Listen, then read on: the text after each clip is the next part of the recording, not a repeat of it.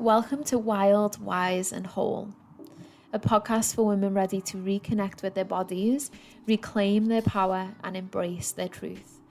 I'm your host, Lydia, a somatic psychotherapist, trauma release breathwork facilitator and embodiment coach, and I'm also a woman just like you.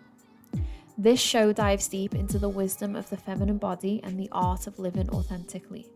Through conversations on somatics, nervous system healing, trauma recovery, cyclical living, feminine leadership, all of the beautiful things related to being wild, wise and whole as a woman, we are going to be exploring what those topics mean in today's world and how we get to embody them. So whether you're navigating burnout, you're seeking alignment, or you're stepping into your power, this podcast is your space to heal, expand and thrive. Let's settle in. And I hope you enjoy listening to heartfelt stories, figuring out practical tools, and listening to transformative discussions that help you reconnect with your rhythms, lead with your feminine energy, and live a life rooted in truth and wholeness. Hello, and welcome back to another episode of the podcast. How are you? It has been a minute. I think it's been a year since I last recorded a podcast episode, just me sitting down chatting into this microphone. So it's been a minute and I'm really pleased to be back, and I'm really pleased to be back recording a podcast episode on Friday the 13th, the day associated to the divine feminine, and I'm really excited to be reintroducing the podcast with its rebrand. I think, I'll talk about this in depth, obviously, over the podcast episodes that I do to come, but I am such a different woman, practitioner, space holder, human being than when I last picked this microphone up and when I last recorded a podcast episode. I feel so different. I've been on such a profound healing journey the last year, and I feel like this rebrand encapsulates everything that I do in terms of the support that I give to other women, the themes of my work, the work that I've done myself, the journey that I've been on. So you may notice the podcast is now called Wild, Wise and Whole, and I feel like it feels so right to be stepping back in now, to be stepping back in with this name, with the new intention that I have for the podcast, for the conversations that I want to have. And yeah, I'm just really ready to show up in this space again. And you will know, if you've listened to my podcast episode, you've heard me say this, but my podcast for me felt like a secondary safe space to Instagram. I just love to come on here, and I love to share, and I love to connect, and I love to talk about things, and I love to educate and provide value. So to not do the podcast for this year has been difficult, but I had to honour what was going on with my life, my nervous system, my healing journey, and now just feels like the perfect time to step back in.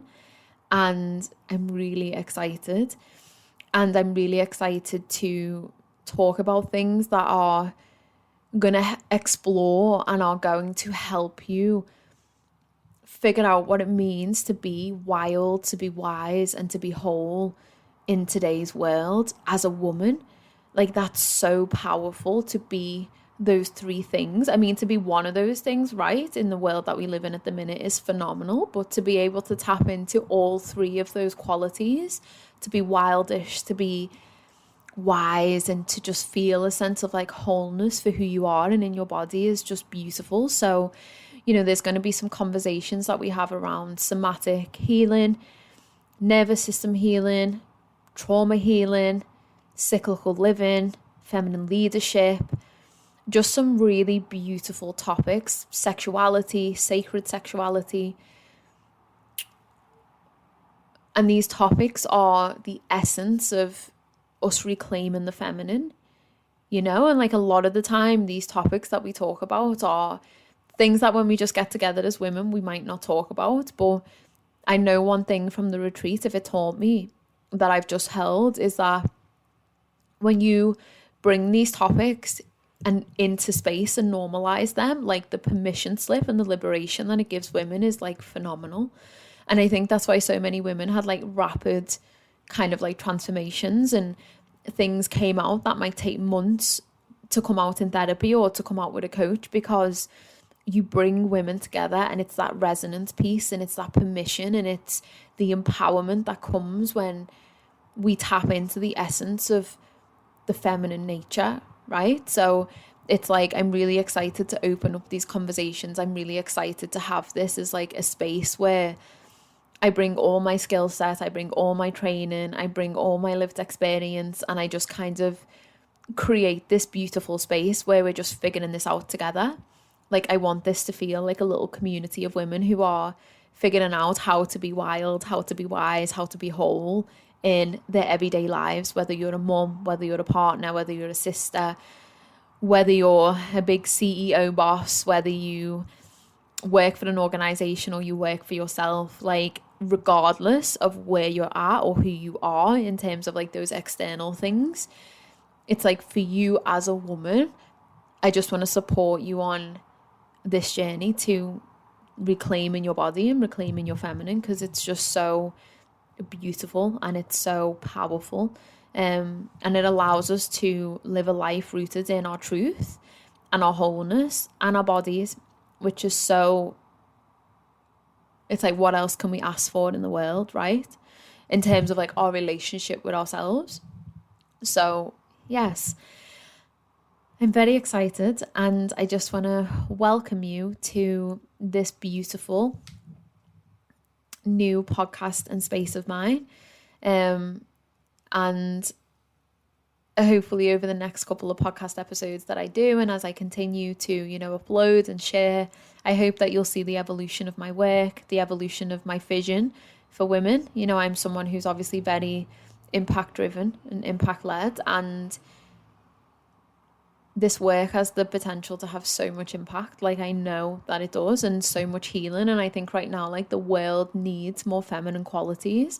The world needs more women in their feminine essence, because it's been ran by the patriarchy for so long, and there's so much suffering going on. There's so much greed. There's so much power being pulled in every single direction, and like, we are suffering. The world is suffering. As human beings, we are all suffering, and I believe that there's power and there's healing in the feminine and the qualities of the feminine. So I think that this work is just so needed and so amazing, and I think it just ripples out so far beyond just our relationship with ourselves. So yes, so I'm very passionate about it. I also just want to take a minute to say thank you from the bottom of my heart to everybody and anybody who has been listening to my podcast over the last year. It's been so nice for me to, I guess, know that this podcast is still resonating with people and it's still helping people, even episodes that I've recorded in the past, because it was hard to step away from this space, and it was hard to, you know, I can't do all of the things, so you have to, I had to this year with everything that I was going on with my own trauma healing journey, and, you know, just figuring my life out, because the beginning of January, the beginning of the year, I had nothing. The only thing that I had was all my belongings boxed up into boxes in my dad's. And obviously I moved to California, didn't I, in 2023. So like, I sold so much of my stuff. So essentially restarting January 2024, like, I had nothing. So it's just that has took so much of my focus and so much of my energy. And then also like this relationship with myself has just really making sure that the things I've experienced this year, like, they didn't define me, they didn't have a long lasting impact on me. So I've really just like committed to my own nervous system healing journey, my own embodiment journey, my own trauma healing journey, and it's been really beautiful. So thank you for sticking around. Thank you for downloading episodes. Thank you for listening to episodes, because it's nice to know that even when I've been going through things, like, this podcast is still been helping some of you in a way. So thank you very much if you've still been listening for the past year. I'm excited for 2025 to really put my all into this podcast. You know, I've never really done that. It's always just been like a little hobby of mine. And I think in 2025, like, I have so much to say and I have so much to share, and this podcast is really where I want to do that. So yes. And I thought I would just go into explain a little bit about each word and what that means for me and how it links to the divine feminine for me, and, you know, how it links to like my experience. So the first word that I've used in this rebrand is wild, and my whole retreat that I've just done recently was like a reclamation of the wild woman. So if you've read the book Women Who Run with Wolves, if you haven't, I would highly recommend it. It's such a phenomenal book. It's been huge for helping me this year with my trauma healing journey. It's been huge for giving me just like those really like archetypal characters almost, or like personas of being a woman, and some of those are like so wildish, right? So she talks about the reclamation of the wild woman and what that means, and, you know, how we embody that and all of the things that come from that in the book. And I've just found it like so hugely impactful. It's been like such an initiation for me. So for me, like, the word wild means like reclaiming that untamed, authentic expression. And to be wildish and to embrace my wild woman means to embrace my rage, to embrace my mess, to embrace my voice, to no longer be shamed for my voice. Like, if I'm angry, like, being okay with being angry, like, there's power in feminine anger. To make decisions that are the best for me based on being a woman in this world, and no longer trying to operate as a woman in a man's world. So for me to also be wildish feels like it's embracing my cycles, it's embracing my bleed, you know, my inner autumn where I need to come inward and I need more time. It's embracing my inner critic, and granted, these things are hard at times, but it just feels really like that authentic, powerful, raw expression of what it means to be a woman, embracing my sexuality, embracing my sensuality, like my power, my grace, my vulnerability, right? Like, another big piece when I think about the wild woman, like, there's so much in that is like vulnerability. There's so much in the essence of being wildish for me that feels like connection with other women. So yes, it's my own lived experience, but then it's being in space with other women and unlocking that in each other, as if we are a group of a wolf pack running through, I don't know, the woods together. It's like giving that like raw, untamed permission. And I think that's really important, because I think we live in a world where everything is curated to look perfect, or like we've got our shit together, or like, you know, whether it's the good girl portrayal, or it's, I don't know, whatever else you see on social media about how women should be. And I think there's just something in being like unapologetically who you are, without being made to fit in some other box of where people think that we belong. But actually, as women, we belong where we belong, right? And a lot of the time we belong together. That's when we get the best out of ourselves. That's when we get the best out of communities, creativity, connection, like our nervous systems, all of this amazing stuff. When we come together, it's like the ripple effect that has. So for me, that's what wild feels like. And then wise is like honoring your intuition and your bodily wisdom. So again, another big experience that I've been on this year is just completely dropping back into my body. I had a Kundalini awakening like 2 weeks ago, so that has just been like, that has blown open my body, my energy. It's just like my Shakti energy. It's been so powerful. I mean, that's another thing for another podcast episode. I could probably do multiple on that. It's been very, very interesting and a lot and overwhelming and powerful and all of the things. But it's like, it's got me to the point now where I'm able to like honor my body and honor my intuition and honor my creativity and honor my sexuality and honor the fact that I need rest. So being able to be like wise in the sense of like knowing myself as a woman and knowing what I need, again, in a feminine body, not knowing what I need when I'm in my masculine and I'm trying to fit into this world around me and be something that I'm not. So to be wise means to like be connected enough to know like what I need to meet my needs, to be able to honor and be wise enough for those in my life as well, you know, like noticing, being able to just come at certain things with like love and grace and compassion because I'm connected to myself. And so like I have that ability to be able to lean on those qualities a little bit more. And then the wholeness just feels like it's the embrace and the duality of light and shadow. You know, like I speak about this all the time. It's like a running quote of mine is like, you have to learn to dance in the dark to appreciate the light. And I feel like the wholeness is that, and being able to embrace both the masculine and the feminine, because I think there's a big misconception as well, is like when you are doing this work to become more embodied, or you're doing this work to tap into your divine feminine, it almost can mean that the masculine is bad or we don't want to have the masculine anymore. But actually, for me, my experience of that this year has not been that.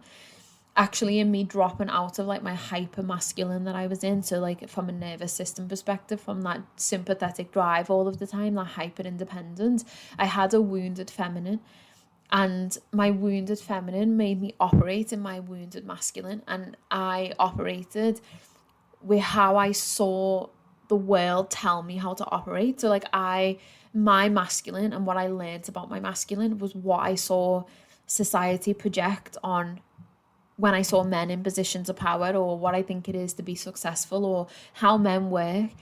So I built my idea of masculine from this really wounded place of like, no, I have to go all the time and I don't honor my cycle and I don't know how to rest. And obviously these things aren't conscious, but essentially just being stuck in that sympathetic drive, you know, that narrative of being the strong woman, doing everything for everyone and holding all of the things. And coming out of that this year and hitting burnout and then coming out the other side of it, one of the things I've been doing is building a relationship with both my healthy feminine and my healthy masculine. So I'm no longer operated from a wounded space in either of those. You know, I have this beautiful duality in relationship where when I am in my masculine, I know that it's taking care of my feminine. So it's just, and I'll talk about this and do a podcast episode about this, but it's beautiful to be able to notice the shifts with those energies and how that links to my nervous system and how that links to being embodied, and also learning what a healthy masculine looks like as a woman in a woman's body. So it's not matching the patriarchy. Actually, what do I need? Like when I'm in my feminine body, how can I lean on my masculine for support in a way that doesn't burn me out, in a way that doesn't jeopardize my mental, physical, spiritual, emotional health? Because for the last decade, you know, it gets you so far being in that sympathetic and that wounded masculine until it doesn't. And then that's why you're more prone to, you know, experience burnout, or you feel like you're doing all the things, your mental load is just like through the roof. So I think for me, that's like what the wholeness represents, is like the light and the dark. And I think especially when you're on a healing journey, for sure, I think you need to acknowledge the light and the dark. And I think there's power in doing that. I think there's real power, there's real acceptance, there's real grace and like compassion and love for yourself when you can notice and you can appreciate your light and your dark, you know, because everybody has it. those shadows parts, those wounded parts, those like really icky, uncomfortable parts that at times, or a lot of the time, if you're going to do the deep work, like you have to face that and you have to integrate those parts, and you have to learn how to be or to see those parts of yourself. So for me, that really feels like, I guess, yeah, the essence of the wholeness. And I think so going forward, like my episodes are going to encapsulate all of those three words and the essence of how all of this links to the divine feminine, how all of this links to trauma healing, nervous system healing, like to just us living a more authentic, truthful, embodied life. So I hope that breaks down and makes sense, kind of the ethos of the podcast, the essence of the podcast, like where I'm at, how conversations that we're going to be having. So it's really, really exciting. And I love that. So I'm just going to go a little bit into like today and what that means. And obviously I am not somebody who like, I'm not an astrological person, or I'm not like a big person who knows a lot about like the history of stuff. But one of the reasons I was really curious to learn about this is because like for the past couple of days I've seen a lot of content talking about Friday the 13th and it be about celebrating the divine, and it really like got me curious. So I done some research and I done some reading into like what it means, and is it actually related to the divine feminine, like what is this all about and why is everyone talking about it? And actually I thought it was very fascinating, so I just thought I'd share it a little bit because it's actually a day that's steeped in feminine intuition, feminine power and transformation. And again, that links so perfectly to the podcast, I think. And yeah, like what we're going to be exploring and, you know, the work that I do. So one of the main things I thought was really nice was, and I was like really taken aback by this, is the number 13 is actually a very feminine number, and I didn't know that. And I think it's super interesting that there's so much like superstition linked to this number. Like it's known as like an unlucky number, like you don't want anything to do with 13. But actually when I was reading up on stuff, the history of it and like how it links to the moon cycles and how it links to our cyclical cycles in terms of our menstruation is like super fascinating. So they say that the number 13 has been considered a sacred number in relation to in relation to the feminine because it reflects the natural cycles of life. So a lunar year consists of 13 moons, and women often experience 13 menstrual cycles a year, obviously give or take. And the number 13 can be a symbol of fertility, transformation and connection to nature. And then when I was reading as to why that became, or research, and why that then became superstitious, it's because then the patriarchy shifted that number and made it like an unlucky number, and it was like suppressing the sacred feminine symbolism. And I was like, oh my God, so this day is also like, if you trace it back, its roots is like there was so much appreciation of the feminine, but then also there was so much suppression when the patriarchy became more prominent in society. And then there was obviously linked to like the witch days and the witch hunts and all of that stuff, and how people were, you know, all of these amazing kind of roles that women were players, the healers, the medicine women, you know, the midwives in the villages, like being quite spiritual, being just open. Again, it was linked to like that superstition, and women who had these powers and women who had these qualities were then labeled as witches. And I just think like it's absolutely insane to think that this like happened to women, and this is like in our lineage at some point, like in our ancestors, if you trace them back in our lineage, there's like this complete suppression of the feminine power and what it means to be a woman and what it means to like worship a woman and worship the goddesses. And I just think that's absolutely crazy. So then I was like looking at why it's like a reclamation of the divine feminine on the 13th. And it's a day to celebrate feminine energy, which I fucking love. So the 13th invites us to reclaim the sacredness of the feminine energy in all its forms. So creativity, intuition, sensuality, connection, flow. And it reminds us to honor that we are cyclical beings. We are receptive, we are nurturing. And this is often overshadowed by quite a linear, overly productive, just driven, masculine driven world where everything about our worth is attached to how much that we do. And this really, when you think about being a woman in a cyclical body, it like really takes that essence and that power away from us. It's like essentially telling Mother Earth that she's nothing or she's useless if she's not in summer. It's like, you would never, because every single season is so important and every single season is so beautiful, and Mother Earth needs that to allow everything to fall apart and then to rebirth everything. So I just think that's crazy, to be honest.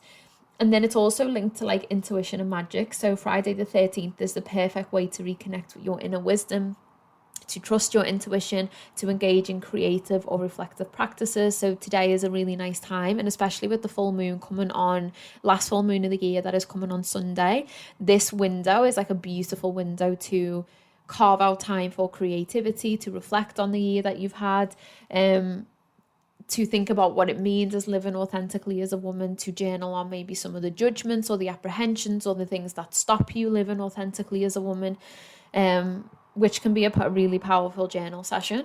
And then it's all about like healing and connection. So again, thinking about those ancestral and like generational wounds associated with feminine suppression. And I think if you just even take a moment to reflect on the lineage in your family, like for sure you'll be able to notice ways that like these qualities of the feminine have been suppressed. I know for me, straight off the bat, I can think of anger as one. And there's other qualities I can think of where I never saw that growing up. It was never spoke about. It was never told. There was shame around it. Sexuality was one of them. And living into our cycles, like I never saw the women in my family rest. I grew up with that strong woman narrative. The women in my family done everything. The women in my family, my nana, my mum, they're like head of the family. They're like strong women, and that's what I grew up seeing, them doing all the things, them never resting, them never taking time for themselves. So for me, it's like I can see where those qualities were suppressed. So like if you reflect back on your family and the women in the lineage, it's like, where can you also see that for you? And like, how does that make you feel when you reflect on that, right? Like, do you notice anything arise in your body? Do you notice like any sadness when you think about that? You notice qualities about people in your life that now when you bring this kind of perspective in, it might shift or change that perspective a little bit. So today we get to step into our power and we get to celebrate our wholeness. So I love that. And then obviously like aligning with the moon and nature. So Friday the 13th is lunar and seasonal cycles. It's a great time to have a little ritual, a reflection, like I've said, make a cacao, get out in nature, put your feet on the grass, lean back on a tree, just be really, really held and supported by the thing that is bigger than you, which is Mother Nature, but the thing that you have so much in common with, because you see that mirrored in your own body, right? Like we both live in accordance to the cycles.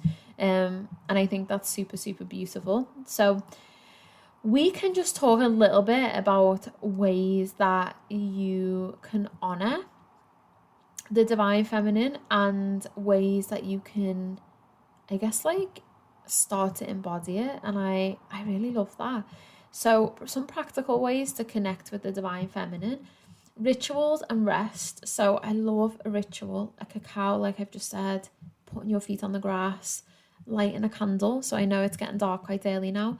Lighting a candle, when you light that candle, just like take a moment to be with that and just like, just even take like a nice deep breath in.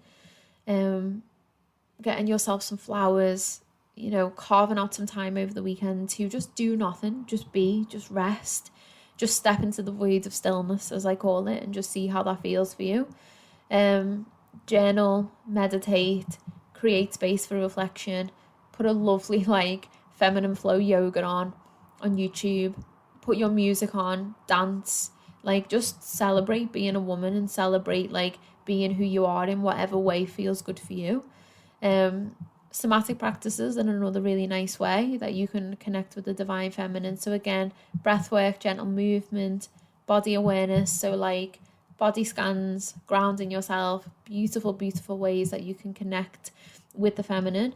You know, taking some time to bring your awareness to your womb, to your pelvis, place your hands on this space if it feels comfortable for you.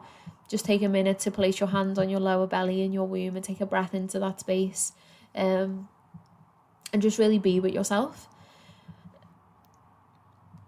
Creative expression, which I said, paint. You could paint something, you could draw something, you could sit and just even like read a book. You know, like sometimes we all have a book and we think, oh, I'd love to get around to reading that, but I just never get the chance. Well, that might be really nice for you to do today, which I love.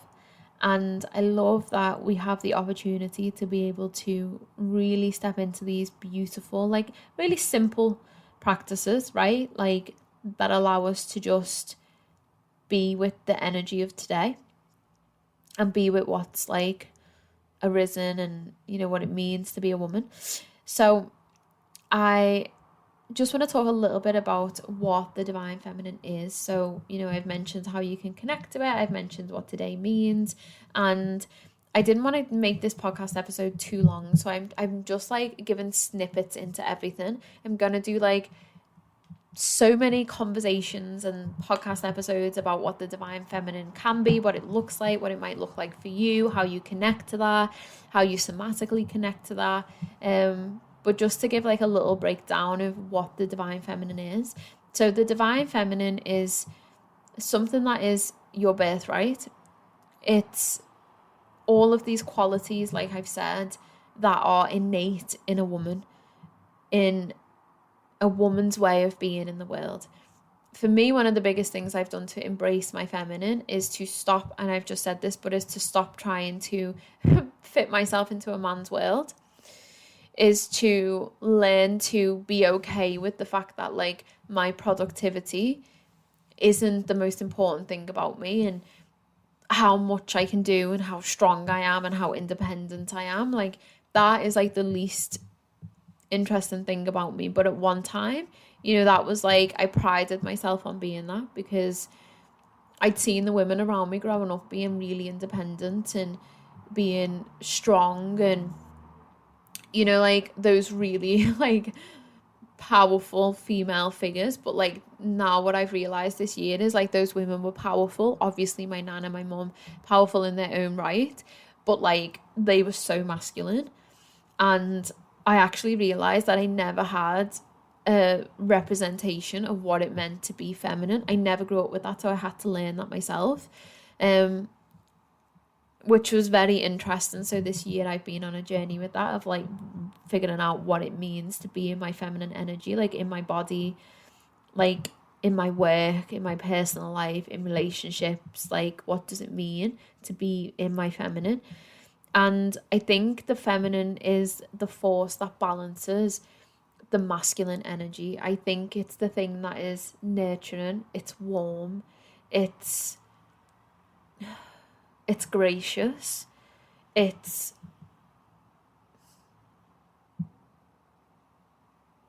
powerful.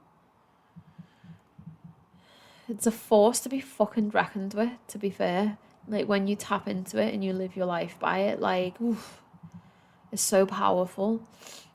Because the feminine rages, like I said before, and she's messy and she speaks her truth and she wants to belong. She knows that she belongs, you know. She's no longer standing at the side going like, oh, I'd love to be involved in that, but like I feel like I can't. Like the feminine is coming in a really nice way and being like, I know that I belong here. I belong with other women. Like, of course I do. I belong with the community, the resonance, the permission that comes when you put women together. To be in your feminine or to connect to your divine feminine is to honor the fact that you are a cyclical woman.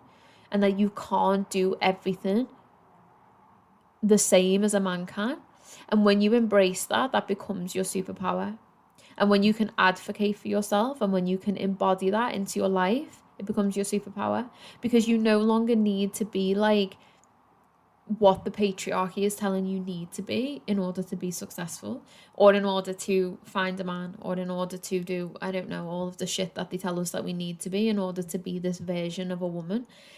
It's like, well, you get to take rest, you get to say no, you get to use your voice and be like, actually, I don't have the capacity for that this week, but next week when I'm in my summer, like, sure, let's do that. So you really get to honor, essentially, you honor what you need, right? You notice what you need, you honor what you need, and you can give yourself what you need. And again, I think another big thing is like, that comes with the feminine is not feeling like she needs anybody else to take care of her. Like, of course, it's nice to be in a connection with somebody else and to have someone to look after you. Like, as a single woman, my God, I would love to have a partner who would just one night cook me dinner if I was in my inner autumn. That would be beautiful.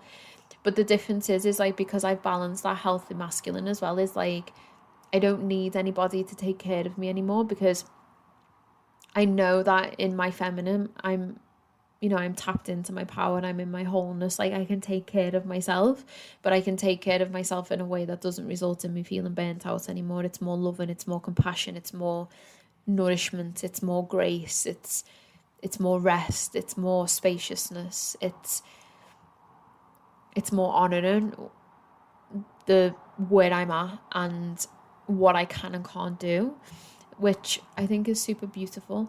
And I think the other things is like intuition and inner knowing, to be tapped into your divine feminine is to firstly be like connected to your body. So I think when we talk about being connected to the divine feminine, it's like, because I do a lot of work with women who've experienced trauma or are chronically stressed, their nervous systems are dysregulated, they're disconnected from their bodies.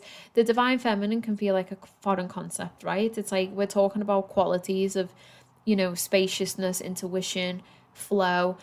I work with clients and they're like, what the fuck does that mean? Like, I don't know. Like, I can't even feel my body. Like, I don't know what that means. And I'm like, that's okay. So it's about, first off, becoming more connected to your body so you can feel the things that are alive in your body. And then you can start to notice those felt sensations, those qualities that feel like intuition, that feel like inner knowing. And then you start to build safety to be able to listen to that. Because again, if you're not safe in your body, you don't have a sense of safety, you're chronically dysregulated.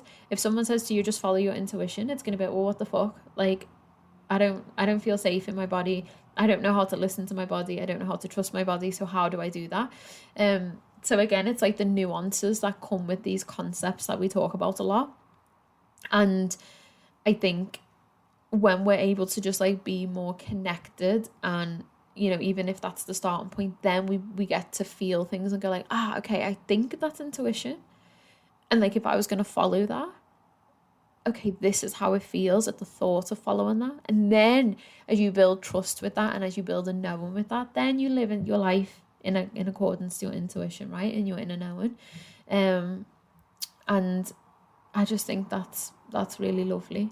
And I think there's this really beautiful balance in the divine feminine about like being versus doing. I think obviously we don't get everything perfect, but I think if I just reflect on the last decade, a lot of the time I was in the doing. I spent the majority of this year like in the being as well. I mean, especially to recover from burnout. But I think when you do the type of healing work I've been doing this year, like, you have to get comfortable with being in the being. Like, I had to learn how to rest, which sounds bizarre, but like I had to teach myself how to do that, like what restful healing really meant. And when I started to tap into that, my feminine started to come out more, and she started to feel more safe to be able to come out. And I think also being in your divine feminine is like, I've been working with a client around this, is feeling like a woman in your life. And this year I realized like it's an initiation, because so many of us are operating as little wounded children. And when we initiate into adulthood, like, it's fucking like it's a lot, right? Because you have to like really look at your attachments, really look at your triggers, really look at what's going on around you, you know, really learn to advocate for yourself, your boundaries, like all of this stuff. Like it's hard, but I think when you initiate into that, like you get this feeling, like this felt sense of like, oh, okay, I feel like a woman.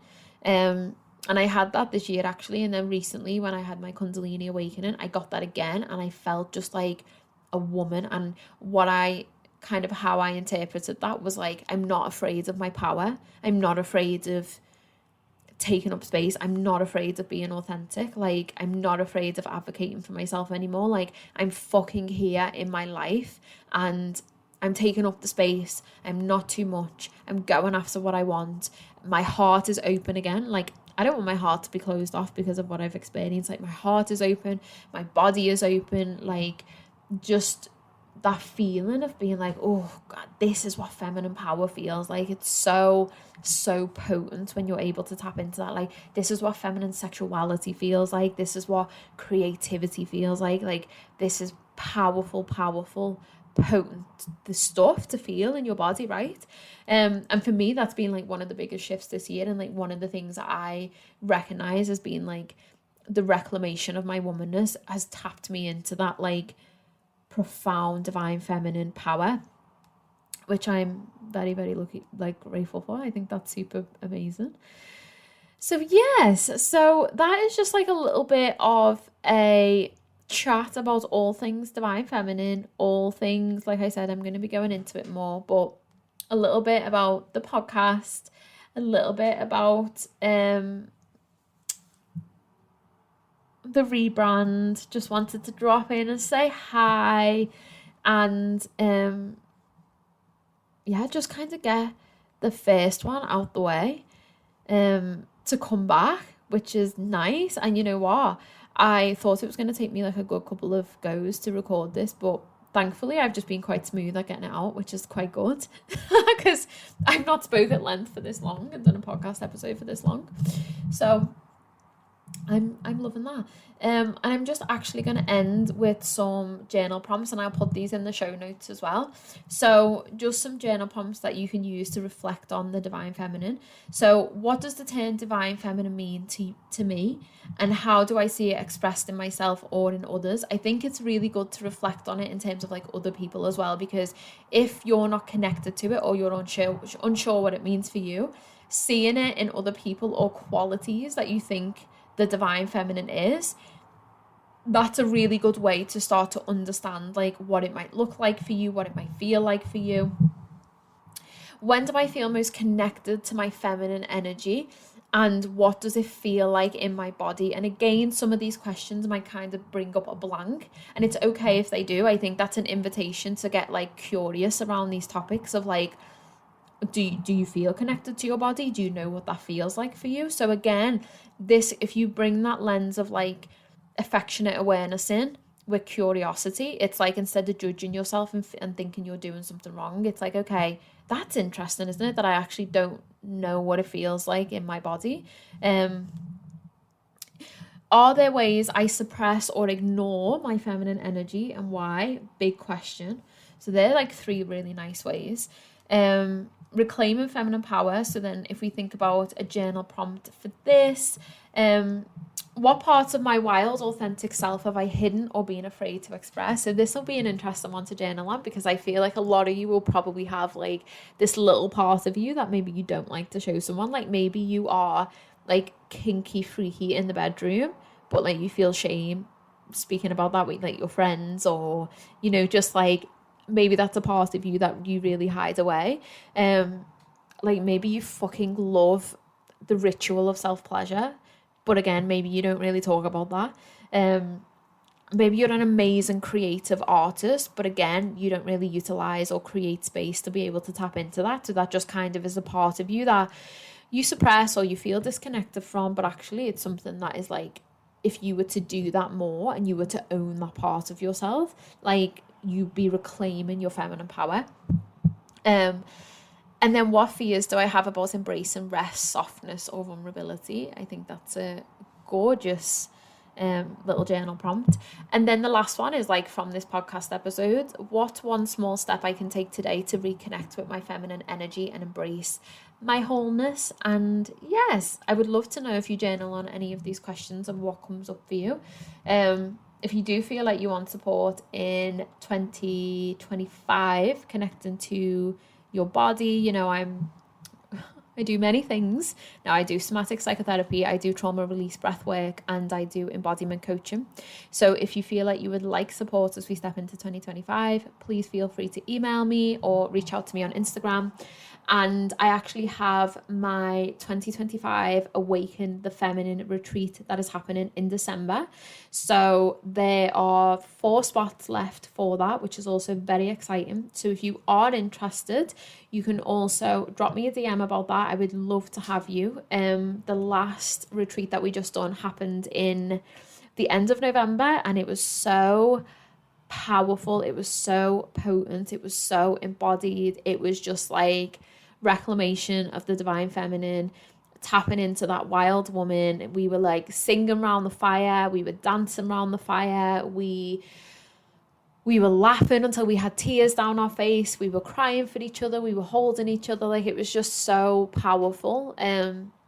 And it was so beautiful to just like bring women into their bodies every day and help them understand like the power and the potency of that when you do that, especially with a group of other women. So if you're also interested in joining that, on the back of this podcast episode, you can send me a DM and we can have a little chat about it. And other than that, I shall be back in the new year for consistent, regular podcast episodes, which I'm very excited about. And I really look forward to having you join me in Wild, Wise and Whole. So thank you so much. From my corner of the world to yours, it's been a pleasure to be back, and I shall see you in the new year. Have a beautiful Christmas, have a beautiful new year, and take care of yourself. Bye. Bye. Bye. Bye.